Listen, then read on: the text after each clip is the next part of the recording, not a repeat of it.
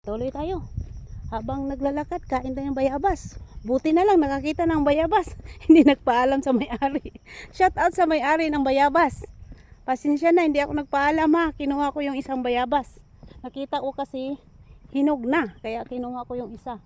Kasi kung hindi ko kunin, baka maunahan naman tayo sa ibon. Bukas pwede na itong kainin ng ibon. Kasi hinog na siya.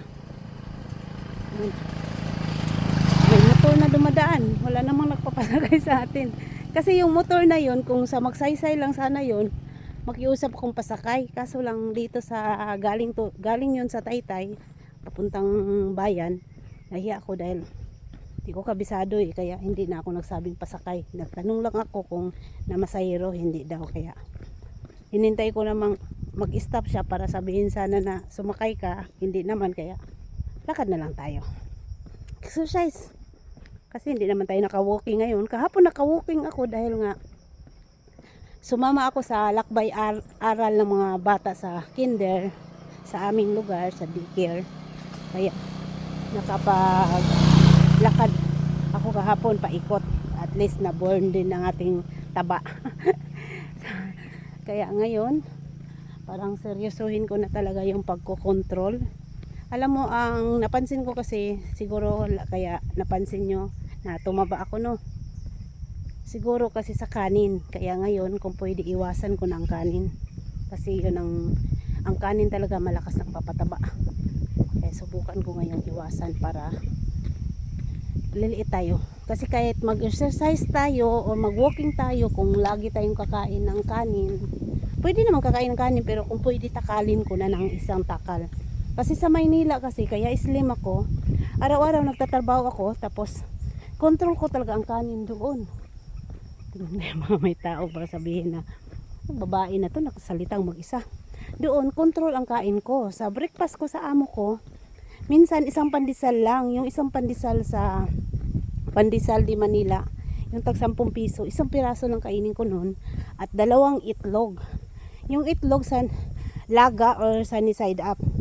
Tapos hindi na ako nagkukupi doon ng yung 3-in-1 or may sugar. Ang kinukupi ko doon, yung kopi ng amo ko, dahil pagkatapos nila mag-inom ng kopi, inuulit namin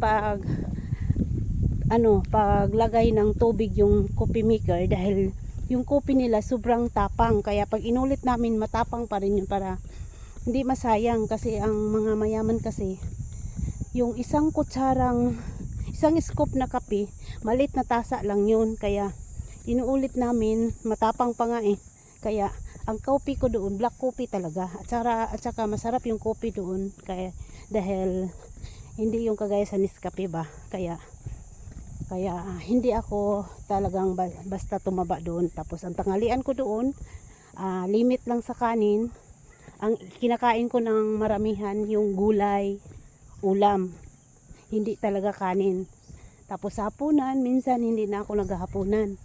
Pag may gulay na lang sa hapunan, o minsan may saging. Kasi doon naman sa amo ko, nakakain naman kami ng mga pagkain nila. Dahil yung amo ko, sa awa ng Diyos, hindi po sila madamot sa pagkain. Yun lang po ang pilip ako sa amo ko.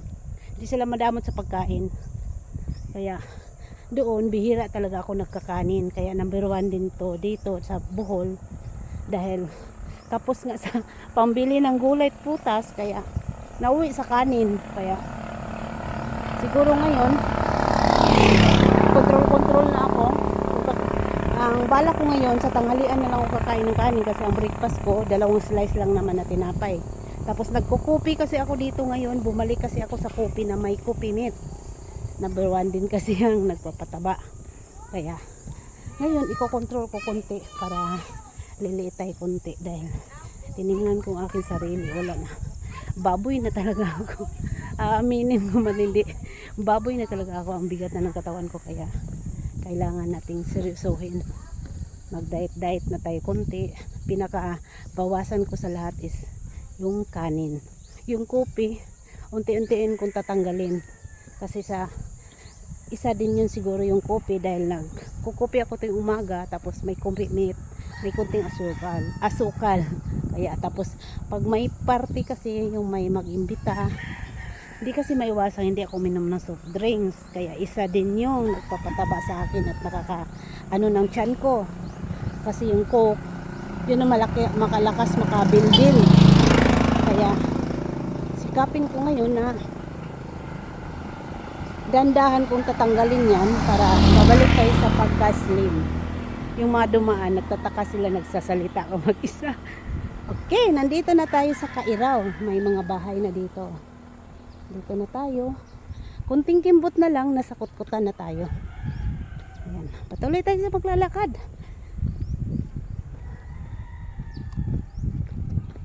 Sa kakadaldal ko, hindi ko pa naubos ang aking bayabas na kinakain. Aabot to sa bayan, hindi naubos. Okay, thank you for watching. See you sa aking next vlog. Bye-bye.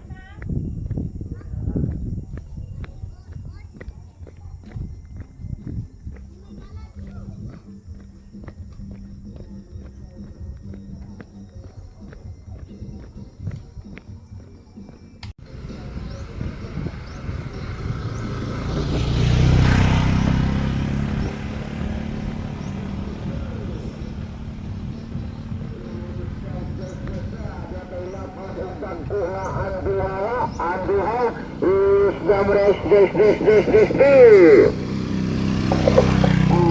Guys, dia tahu lah, mas dan